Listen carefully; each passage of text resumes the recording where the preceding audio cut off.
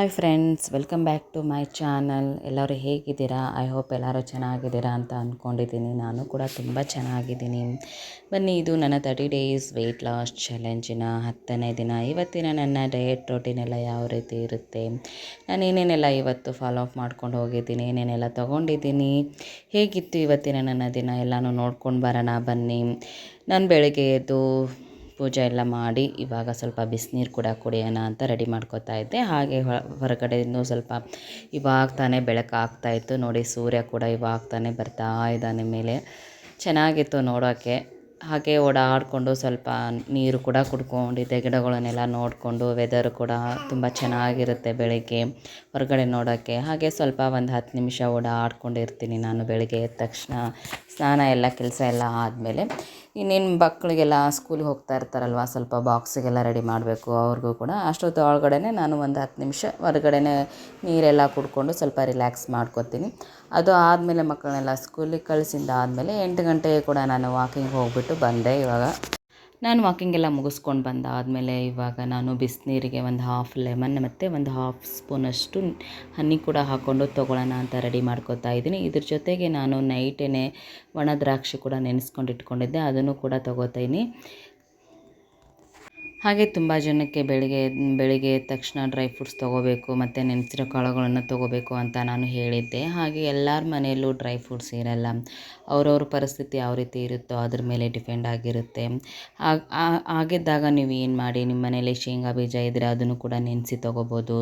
ಹೆಸರು ಕಾಳು ಮತ್ತು ಕಡಲೆಕಾಳು ಈ ಥರದ್ದೆಲ್ಲ ಇರುತ್ತಲ್ವ, ಅದನ್ನು ಯಾವುದಾದ್ರೂ ಒಂದು ಕಾಳುಗಳನ್ನು ನೀವು 1 ಸ್ಪೂನಷ್ಟು ಸಾಕು ನೆನೆಸಿ ಬೆಳಗ್ಗೆ ಎದ್ದು ಖಾಲಿ ಹೊಟ್ಟೆಯಲ್ಲಿ ತೊಗೊಳ್ಳೋದ್ರಿಂದ ಅದು ನಿಮಗೆ ಸ್ಕಿನ್ಗೆ ಆಯಿತು, ನಿಮ್ಮ ಹೇರ್ಗೆ ಆಯಿತು, ನಿಮ್ಮ ಕಣ್ಣಿಗೆ ಆಯಿತು, ನಿಮ್ಮ ಫುಲ್ ಬಾಡಿಗೆ, ಮತ್ತು ನಿಮಗೆ ಹೇರ್ ಫಾಲ್ ಏನಾದರೂ ಆಗ್ತಾಯಿದ್ದರೆ ಅದಕ್ಕೂ ಕೂಡ ತುಂಬ ಹೆಲ್ಪ್ ಆಗುತ್ತೆ. ಹಾಗೆ ಇದು ವೆಯ್ಟ್ ಮ್ಯಾನೇಜ್ಮೆಂಟು ಕೂಡ ಮಾಡುತ್ತೆ. ನಮಗೆ ವೆಯ್ಟ್ ಗೇನ್ ಆಗದೆ ಇರೋ ಕೂಡ ಇದು ತಡೆಯುತ್ತೆ. ಅದಕ್ಕೋಸ್ಕರ ನಾನು ಯಾವಾಗಲೂ ಹೇಳ್ತಾ ಇರೋದು, ಖಾಲಿ ಹೊಟ್ಟೆಯಲ್ಲಿ ಡ್ರೈ ಫ್ರೂಟ್ಸ್ ಆಯಿತು. ನಿಮಗೆ ಡ್ರೈ ಫ್ರೂಟ್ಸ್ ಇಲ್ಲ ಮನೆಯಲ್ಲಿ, ನಮಗೆ ಅಷ್ಟೊಂದು ಡೈಲಿ ಡ್ರೈ ಫ್ರೂಟ್ಸ್ ತಿನ್ನೋಕ್ಕಾಗಲ್ಲ, ಅಷ್ಟೊಂದು ದುಡ್ಡು ಖರ್ಚು ಮಾಡೋಕ್ಕಾಗಲ್ಲ ಅಂದರೆ ನೀವು ನಾನೇನು ಹೇಳ್ತಾ ಇದ್ದೀನೋ ಒಣ ಕಾಳುಗಳನ್ನು ಏನು ಬರ್ತಾವಲ್ಲ ಅದನ್ನು ಯಾವುದಾದ್ರೂ ಒಂದು, ಇಲ್ಲ ಅಂದರೆ ಎಲ್ಲ ಕಾಳನ್ನು ಮಿಕ್ಸ್ ಮಾಡಿ ಕೂಡ ನೀವು ತೊಗೋಬೋದು ಒಂದು ದಿನ. ಆ ಥರ ತೊಗೊಂಡಾಗೂ ಕೂಡ ಅದು ನಮಗೆ ಹೆಲ್ಪ್ ಆಗುತ್ತೆ. ಇವತ್ತು ನಾನು ಬ್ರೇಕ್ಫಾಸ್ಟಿಗೆ ಪೈನಾಪಲ್ ಸ್ಮೂತಿ ಮಾಡ್ಕೊಳ್ಳೋಣ ಅಂತ ರೆಡಿ ಮಾಡ್ಕೊತಾ ಇದ್ದೀನಿ. ನಾನು 1 ಪೈನಾಪಲ್ ತೊಗೊಂಡಿದ್ದೀನಿ. ಅದರಲ್ಲೇ ನಾನು ಹಾಫ್ ತೊಗೊತೀನಿ ಅಷ್ಟೇ, ಫುಲ್ ತೊಗೊಳ್ಳಲ್ಲ. ನೀವೇನಾದರೂ ಇಬ್ಬರಿಗೇನಾದರೂ ಮಾಡಬೇಕು ಸ್ಮೂತಿ ಅಂದರೆ ನೀವು ಇಡೀ ಪೈನಾಪಲ್ ತೊಗೋಬೋದು. ನಾನು ಒಬ್ಬಳಿಗೆ ಮಾಡ್ಕೋತಾ ಇರೋದ್ರಿಂದ ನಾನು ಅದರಲ್ಲಿ ಹಾಫ್ ಮಾತ್ರ ತೊಗೋತೀನಿ. ಇವಾಗೆಲ್ಲ ಕಟ್ ಮಾಡಿಕೊಂಡು ರೆಡಿ ಮಾಡಿ ಇಟ್ಕೊಂಡಿದ್ದೀನಿ. ಒಂದು ಹಾಫ್ ಪೈನಾಪಲ್ ತೊಗೊಂಡಿದ್ದೀನಿ. ಹಾಗೆ ನಾನು 1 ಬನಾನಾ ಕೂಡ ತೊಗೊಂಡಿದ್ದೀನಿ. ಚಿಕ್ಕದಾಗಿರೋ ಬನಾನಾ ತೊಗೊಂಡಿದ್ದೀನಿ. ತುಂಬ ದೊಡ್ಡದಾದರೆ ನೀವು ಅದರಲ್ಲಿ ಅರ್ಧ ಮಾತ್ರ ತೊಗೊಳ್ಳಿ. ಇದು ಸ್ವೀಟಿಗೆ ಮಾತ್ರ, ಯಾಕೆಂದರೆ ಪೈನಾಪಲ್ ಸ್ವಲ್ಪ ಹುಳಿಯಾಗಿರುತ್ತಲ್ವ, ಸ್ವೀಟಿಗೆ ಅಂತ ನಾನು ಬನಾನಾ ಸೇರಿಸ್ಕೊತಾ ಇದ್ದೀನಿ. ನೀವು ಬೇಡ ಅಂದರೂ ಕೂಡ ನೀವು ಬೇರೆ ಯಾವುದಾದ್ರೂ ಪಪ್ಪಾಯ ತೊಗೋಬೋದು, ಇಲ್ಲಾಂದರೆ ಆ್ಯಪಲ್ಲು ಯಾವ ಫ್ರೂಟ್ಸ್ ಇರುತ್ತೋ ಅದನ್ನು ತೊಗೋಬೋದು. ಇದ್ರ ಜೊತೆಗೆ ಒಂದು 4 ಗೋಡಂಬಿ ಕೂಡ ಹಾಕ್ಕೊಂಡಿದ್ದೀನಿ. ಹಾಗೆ ನಾನು ಸ್ವಲ್ಪ ಹಾಲು ಕೂಡ ಸೇರಿಸ್ಕೊಂಡಿದ್ದೀನಿ. ನಾನು ನಾರ್ಮಲ್ ಹಾಲೇ ತೊಗೊಂಡಿದ್ದೀನಿ. ಅದಕ್ಕೆ ಸ್ವಲ್ಪ ಜಾಸ್ತಿ ನೀರು ಹಾಕ್ಕೊಂಡಿದ್ದೀನಿ ನಾನು ಅಷ್ಟೇ. ಇವಾಗ ಅದನ್ನು ಮಿಕ್ಸಿಗೆ ಹಾಕ್ಕೊಂಡು ಸ್ಮೂತಿ ಮಾಡಿಕೊಂಡ್ರೆ ಆಯಿತು, ರೆಡಿ ಆಯಿತು. ನಾನು 1 ಸ್ಪೂನಷ್ಟು ಚಿಯಾ ಸೀಡ್ಸ್ ಹಾಕೋತಾ ಇದ್ದೀನಿ. ಚಿಯಾ ಸೀಡ್ಸ್ನ ನೀವು ನೈಟ್ ಆದರೂ ನೆನೆ ಇಡ್ಬೋದು, ಇಲ್ಲಾಂದರೆ ಬೆಳಗ್ಗೆ ಎದ್ಮೇಲಾದರೂ ನೀವು ಒಂದು ಅರ್ಧ ಗಂಟೆ ಮುಂಚೆನೇ ಸ್ಮೂತಿ ಮಾಡಬೇಕು ಅಂತ ಏನು ಅನ್ಕೋತೀರಲ್ವ, ಒಂದು ಅರ್ಧ ಗಂಟೆ ಮುಂಚೆನೂ ಕೂಡ ನೀವು ನೆನೆ ಇಟ್ಟರೆ ಸಾಕು. ನಾನು ಫಸ್ಟ್ 1 ಸ್ಪೂನಷ್ಟು ಹಾಕ್ಕೊಂಡೆ, ಆಮೇಲೆ ನಾನೇನು ಸ್ಮೂತಿ ರೆಡಿ ಮಾಡ್ಕೊಂಡಿದ್ನಲ್ವ ಅದನ್ನು ಕೂಡ ಸೇರಿಸ್ಕೊಂಡು, ಆಮೇಲೆ ಮತ್ತೆ 1 ಸ್ಪೂನಷ್ಟು ಚಿಯಾ ಸೀಡ್ಸ್ ಏನು ನೆನೆಸಿಟ್ಟಿದ್ನಲ್ವ ಅದನ್ನು ಹಾಕ್ಕೊಂಡಿದ್ದೀನಿ.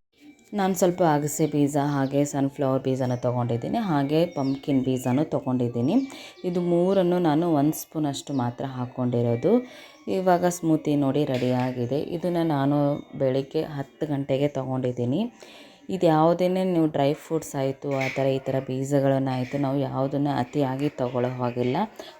ಡೈಲಿ 1 ಸ್ಪೂನಷ್ಟು ಮಾತ್ರ ತೊಗೋಬೇಕು. ಡ್ರೈ ಫ್ರೂಟ್ಸನ್ನಾಯಿತು, ಯಾವುದೇ ಡ್ರೈ ಫ್ರೂಟ್ಸ್ ತೊಗೊಳ್ಳಿ, ಒಂದು 2ರಿಂದ 3, ಜಾಸ್ತಿ ಅಂದರೆ 4 ಅಷ್ಟೇ, ಅದಕ್ಕಿಂತ ಜಾಸ್ತಿ ತೊಗೊಳ್ಳೋ ಹಾಗಿಲ್ಲ. ಅದರಲ್ಲಿ ಕೂಡ ಸ್ವೀಟ್ ಇರುತ್ತೆ, ಹಾಗೆ ಅದರಲ್ಲಿ ಕೂಡ ಫ್ಯಾಟ್ ಕಂಟೆಂಟ್ ಇರುತ್ತೆ. ಬಟ್ ನಾವು ಯಾವುದನ್ನೇ ಆಯಿತು ಅತಿಯಾಗಿ ತೊಗೊಳ್ಳೋ ಹಾಗಿಲ್ಲ, ಎಲ್ಲ ಲಿಮಿಟಲ್ಲೇ ಇರಬೇಕು.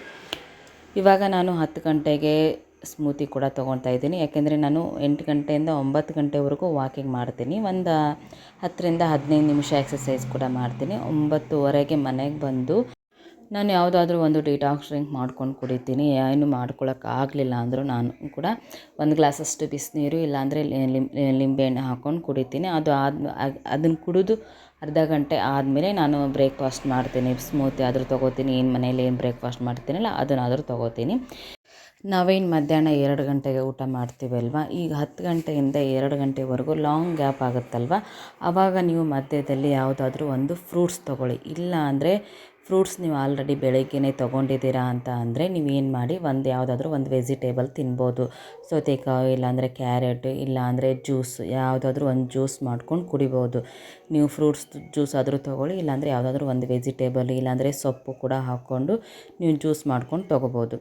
ಇವಾಗ ನಾನು ಮಧ್ಯಾಹ್ನ ಊಟಕ್ಕೆ ಕೂಡ ರೆಡಿ ಮಾಡ್ಕೊತಾ ಇದ್ದೀನಿ. ನಾನು ಮಧ್ಯಾಹ್ನ ಊಟಕ್ಕೆ ಸ್ವಲ್ಪ ಬೇಳೆ ಹಾಕಿಬಿಟ್ಟು ಚೆನ್ನಾಗಿ ತೊಳ್ಕೊಂಡಿದ್ದೆ, ಸ್ವಲ್ಪ ಬೇಳೆ ತೊಗೊಂಡಿದ್ದೀನಿ. ಅದಕ್ಕೆ ಸ್ವಲ್ಪ ಹೀರೆಕಾಯಿ ಮತ್ತು ಟೊಮ್ಯಾಟೊ ಮತ್ತು ನಾನು ಸ್ವಲ್ಪ ಒಂದು ಹಾಫಷ್ಟು ಕುಂಬಳಕಾಯಿ ಬರುತ್ತಲ್ಲ, ಸ್ವೀಟ್ ಕುಂಬಳಕಾಯಿ, ಅದನ್ನು ತೊಗೊಂಡಿದ್ದೀನಿ. ಸ್ವಲ್ಪ ನುಗ್ಗೆಕಾಯಿ ಕೂಡ ಹಾಕ್ಕೊಂಡು ಚೆನ್ನಾಗಿ ಬೇಳೆನೆಲ್ಲ ತರಕಾರಿ ಕೂಡ ಎಲ್ಲ ಬೇಯಿಸ್ಕೊಂಡಿದ್ದೀನಿ. ಇವಾಗ ನಾನು ಅದಕ್ಕೆ ಒಗ್ಗರಣೆ ಕೂಡ ಕೊಡ್ತಾಯಿದ್ದೀನಿ.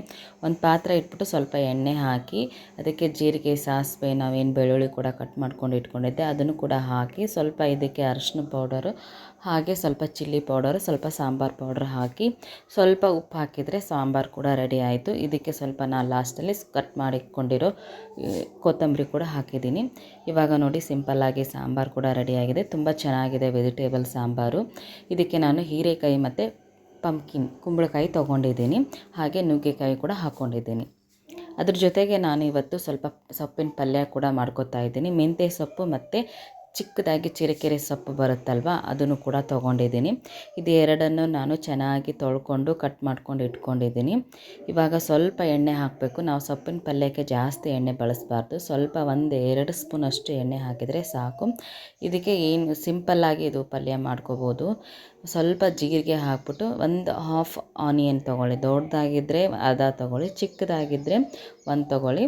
ಆನಿಯನ್ನು ಚೆನ್ನಾಗಿ ಫ್ರೈ ಮಾಡ್ಕೊಂಡಿದ್ದಾದಮೇಲೆ ನಾನು ಇವಾಗೇನು ಸೊಪ್ಪನ್ನು ಬಿಡಿಸ್ಕೊಂಡು ಇಟ್ಕೊಂಡಿದ್ನಲ್ವ ತೊಳ್ಕೊಂಡು, ಮೆಂತ್ಯ ಸೊಪ್ಪನ್ನ ನೋಡಿ ಹಾಕ್ಕೊಂಡಿದ್ದೀನಿ. ಮೆಂತ್ಯ ಸೊಪ್ಪು ನಾನು ಹಾಫ್ ಕಟ್ ತೊಗೊಂಡಿದ್ದೀನಿ. ಹಾಗೆ ಇನ್ನೊಂದು ಚಿರಕೀರೆ ಅಂತ ಸ್ವಲ್ಪ ಒಂದು ಕಟ್ ಸೊಪ್ಪು ತೊಗೊಂಬರುತ್ತಲ್ವ, ಅದನ್ನು ಫುಲ್ 1 ಕಟ್ ತೊಗೊಂಡಿದ್ದೀನಿ. ಇದು ಎರಡನ್ನು ಹಾಕಿ ನಾವು ಚೆನ್ನಾಗಿ ಫ್ರೈ ಮಾಡಬೇಕು ಎಣ್ಣೆಲಿ. ಫುಲ್ ಇದು ಸಾಫ್ಟಾಗಿ ಬರಬೇಕು. ಹಾಗೆ ನೀವು ನೋಡ್ತಾ ಇದ್ದರೆ ಇದು ಕ್ವಾಂಟಿಟಿಯಲ್ಲಿ ಕಡಿಮೆ ಆಗ್ತಾ ಹೋಗುತ್ತೆ. ಇದಕ್ಕೆ ಸ್ವಲ್ಪ ಉಪ್ಪು ಹಾಕ್ಬಿಟ್ಟು ಚೆನ್ನಾಗಿ ನೀವು ಸೊಪ್ಪನ್ನ ಫ್ರೈ ಮಾಡ್ಕೊಳ್ಳಿ. ತುಂಬ ಚೆನ್ನಾಗಿರುತ್ತೆ. ಇದಕ್ಕೆ ನಿಮ್ಗೆ ಬೇಕು ಅಂದರೆ ನೀವು ಕೊಬ್ಬರಿನ ತುರ್ಕೊಂಡು ಕೂಡ ಹಾಕ್ಕೋಬೋದು. ನಾನು ಕೊಬ್ಬರಿ ಏನೂ ಹಾಕೋತಾ ಇಲ್ಲ. ನೋಡಿ ಎಷ್ಟು ಚೆನ್ನಾಗಿ ಬಂದಿದೆ. ಇದಕ್ಕೆ ನೀವು ಚಪಾತಿ ಜೊತೆಗೆ ಇಲ್ಲ ರೊಟ್ಟಿ ಜೊತೆಗೆ, ಜೋಳದ ರೊಟ್ಟಿ ಇಲ್ಲ ಅಕ್ಕಿ ರೊಟ್ಟಿ, ರಾಗಿ ರೊಟ್ಟಿ ಯಾವುದ್ರ ಜೊತೆಗಾದರೂ ತೊಗೋಬೋದು. ನಾನಿವಾಗ ಒಂದು ಚಪಾತಿ ಜೊತೆಗೆ ತೊಗೊಳೋಣ ಅಂತ. ನನ್ನ ಮಗ ನೋಡಿ ನಾನು ಚಪಾತಿ ಮಾಡ್ತಾಯಿದ್ದೆ, ಅವನು ನಾನು ಮಾಡ್ತೀನಿ ಅಂತ ಮಾಡ್ತಾ ಇದ್ದಾನೆ.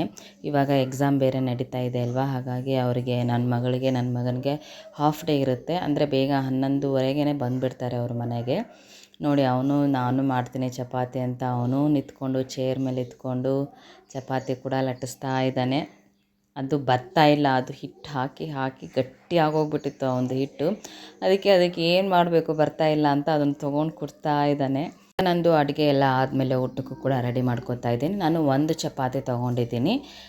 ಒಂದು ಚಪಾತಿಗೆ ನಾನೇನು ಸೊಪ್ಪಿನ ಪಲ್ಯ ಮಾಡ್ಕೊಂಡಿದ್ನಲ್ವ ಅದನ್ನು ತೊಗೋತಾ ಇದ್ದೀನಿ. ಸೊಪ್ಪಿನ ಪಲ್ಯ ಯಾವಾಗಲೂ ನಾನು ಜಾಸ್ತಿನೇ ತೊಗೋತೀನಿ. ನಾನು ಮೊದಲಿಂದನೂ ನಿಮಗೆ ಹೇಳ್ತಾ ಇದ್ದೀನಿ, ಪ್ರತಿಯೊಂದು ವಿಡಿಯೋದಲ್ಲೂ ಕೂಡ ನಾನು ಹೇಳಿರ್ತೀನಿ, ನೀವು ರೈಸ್ ಆದರೂ ತೊಗೊಳ್ಳಿ, ಚಪಾತಿ ಆದರೂ ತೊಗೊಳ್ಳಿ, ರೋಟಿ ಮುದ್ದೆ ಏನಾದರೂ ತೊಗೊಳ್ಳಿ, ನಾವೇನು ಅದಕ್ಕೆ ವೆಜಿಟೇಬಲ್ಸ್ ಪಲ್ಯ ಆಯಿತು, ಸಾಂಬಾರಾಯಿತು, ಇಲ್ಲಾಂದರೆ ಸೊಪ್ಪು ತರಕಾರಿ ಏನು ಮಾಡ್ಕೊಂಡಿರ್ತೀವಲ್ಲ ಅದ್ರದ್ದು ಕ್ವಾಂಟಿಟಿ ಜಾಸ್ತಿ ಇರಬೇಕು. ನಾವು ತೊಗೊಂಡಿರೋ ರೈಸು ಮತ್ತು ಚಪಾತಿ ಕ್ವಾಂಟಿಟಿ ಕಡಿಮೆ ಇರಬೇಕು ಅಂತ ನಾನು ಫಸ್ಟಿಂದನೂ ಹೇಳ್ತಾ ಬರ್ತಾಯಿದ್ದೀನಿ. ಯಾಕಂದರೆ ನಾವು ಸೊಪ್ಪು ತರಕಾರಿನ ಜಾಸ್ತಿ ತಿನ್ನಬೇಕಲ್ವ, ಹಾಗಾಗಿ ನೀವೇನಾದರೂ ಚಪಾತಿ ತಿಂದಮೇಲೆ ರೈಸ್ ತಿಂದಮೇಲೆ ಇನ್ನೂ ಸಾಂಬಾರು ಮಿಕ್ತು ಪಲ್ಯ ಮಿಕ್ತು ಅಂದರೆ ಅದನ್ನು ವೇಸ್ಟ್ ಮಾಡೋಕ್ಕೆ ಹೋಗ್ಬೇಡಿ, ಹಾಗೆಯೇ ತಿನ್ನಬೇಕು ಅದನ್ನು. ನಾನು ಹಾಗೆ ಮಾಡೋದು. ನೋಡಿ ನಾನು ಚಿಕ್ಕ ಬೌಲಷ್ಟು ರೈಸ್ ತೊಗೊಂಡಿದ್ದೇನೆ, ಯಾಕೆಂದರೆ ಇವತ್ತು ವೆಜಿಟೇಬಲ್ಸ್ ಎಲ್ಲ ಹಾಕ್ಬಿಟ್ಟು ಸಾಂಬಾರು ಮಾಡಿದ್ನಲ್ವ, ಸ್ವಲ್ಪ ರೈಸ್ ಕೂಡ ತೊಗೊಳ್ಳೋಣ ಅಂತ ಒಂದು ಚಪಾತಿ ತೊಗೊಂಡಿದ್ದೀನಿ, ಸ್ವಲ್ಪ ರೈಸ್ ತೊಗೊಂಡಿದ್ದೀನಿ ಚಿಕ್ಕ ಬೌಲಲ್ಲಿ. ಒಂದು ಬೌಲಷ್ಟು ಎಲ್ಲ ವೆಜಿಟೇಬಲ್ಸ್ ಹಾಕಿರೋ ಸಾಂಬಾರು ಕೂಡ ತೊಗೊಂಡಿದ್ದೀನಿ. ಹಾಗೆ ಸೊಪ್ಪಿನ ಪಲ್ಯ ಮಾಡ್ಕೊಂಡಿದ್ನಲ್ವ ಇದನ್ನು ಕೂಡ ತೊಗೊಂಡಿದ್ದೀನಿ. ಹಾಗೆ ಇದನ್ನು ನಾನು ನೈಟು ಕೂಡ ಇದನ್ನೇ ತೊಗೊಂಡಿದ್ದೀನಿ, ಬಟ್ ರೈಸ್ ತೊಗೊಂಡಿಲ್ಲ ಅಷ್ಟೇ. ಮತ್ತೆ ಇನ್ನೊಂದು ಸಾರಿ ಹೇಳ್ತಾ ಇದ್ದೀನಿ ನೋಡಿ, ನಾನು ನೈಟಿಗೂ 1 ಚಪಾತಿ ತೊಗೊಂಡಿದ್ದೀನಿ, ಸೊಪ್ಪಿನ ಪಲ್ಯ ಕೂಡ ತೊಗೊಂಡಿದ್ದೀನಿ, ಹಾಗೆ ಏನು ಸಾಂಬಾರು ಮಾಡ್ಕೊಂಡಿದ್ನಲ್ವ ಅದನ್ನು ಕೂಡ ತೊಗೊಂಡಿದ್ದೀನಿ. ಆಮೇಲೆ ನೀವು ಕಮೆಂಟ್ ಮಾಡಿಬಿಟ್ಟು ನೈಟ್ ಏನು ತಿಂದ್ರಿ ನೀವು ಅಂತ ಕೇಳೋಕ್ಕೆ ಹೋಗಬೇಡಿ, ನಾನು ಇವಾಗೇ ಹೇಳ್ತಾ ಇದ್ದೀನಿ. ನಾನು ನೈಟ್ ಊಟ ಮಾಡ್ಕೊಂಡಿದ್ದಾದಮೇಲೆ ಒಂದು ಅರ್ಧ ಗಂಟೆ 1 ಅವರ್ ಬಿಟ್ಬಿಟ್ಟು ಒಂದು ಮೆಂತ್ಯ ಕಾಳು ನೀರು ಕೂಡ ಕುಡ್ದಿದ್ದೀನಿ. ಅದನ್ನು ಒಂದು 2 ನಿಮಿಷ ಬಾಯ್ಲ್ ಮಾಡಿದರೆ ಸಾಕು. ಇದೆಲ್ಲ ಆದಮೇಲೆ ಒಂದು 10ರಿಂದ 15 ನಿಮಿಷ ಸ್ವಲ್ಪ ಹೊರಗಡೆ ವಾಕ್ ಕೂಡ ಮಾಡಿಕೊಂಡೆ. ನೋಡಿದ್ರಲ್ಲ ಫ್ರೆಂಡ್ಸ್, ಇವತ್ತಿನ ವಿಡಿಯೋ ಎಲ್ಲರಿಗೂ ಇಷ್ಟ ಆಗಿದೆ ಅಂದ್ಕೊಂಡಿದ್ದೀರಿ. ಐ ಹೋಪ್ ಇಷ್ಟ ಆದರೆ ಖಂಡಿತ ನನಗೆ ಸಪೋರ್ಟ್ ಮಾಡಿ, ಚೆನ್ನಾಗಿ ಊಟ ಮಾಡಿ, ಹೆಲ್ದಿಯಾಗಿ ತಿನ್ನಿ, ಚೆನ್ನಾಗಿ ನಿದ್ದೆ ಮಾಡಿ, ಯಾವುದ್ರ ಬಗ್ಗೆನೂ ಟೆನ್ಷನ್ ತೊಗೊಳಕ್ಕೆ ಹೋಗಬೇಡಿ. ನೆಕ್ಸ್ಟ್ ವಿಡಿಯೋದಲ್ಲಿ ಸಿಗೋಣ ಫ್ರೆಂಡ್ಸ್. ಟಾಟಾ, ಬಾಯ್ ಬಾಯ್.